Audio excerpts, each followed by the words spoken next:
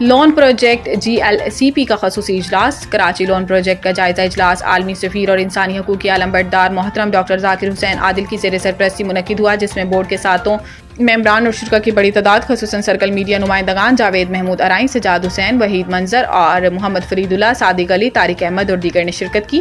اس موقع پر سالانہ دورانیے کا جائزہ لیتے ہوئے اتفاق رائے سے یہ قرارداد پایا گیا ہے کہ 15 جون سے 16 جولائی تک سالانہ جائزے اور کلوزنگ ریکارڈ کی مصروفیات کے سبب جو امور التوا کا شکار ہوں گے انہیں نمٹانے کا آغاز 16 جولائی سے کیا جائے گا۔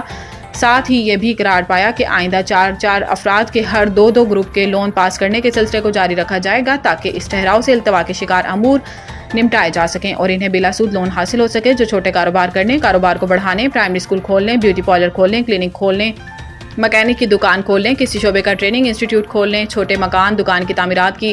مصرف، شادی اخراجات کے مصرف یا کوئی اور کاروبار کرنے یا کاروبار کو آگے بڑھانے کے لیے لون لینے اور وقت پر لوٹانے کا کوئی ارادہ رکھتے ہیں۔ اسی تناظر میں شناختی کارڈ کاپی کی فراہمی، بجلی یا گیس کی حالیہ اصل پرانے بل کی فراہمی اور ممبرشپ کی بنیاد پر طے کردہ ضابطے کے تحت 4 افراد کو ایک گروپ پر 4 لاکھ روپے اور 2 گروپ پر 8 لاکھ روپے بلا سود لون حاصل ہو سکے گا اور اس کی واپسی 5,000 روپے ماہانہ کر کے 1.5 سے 2 سال کی مدت میں حاصل کی جا سکے گی۔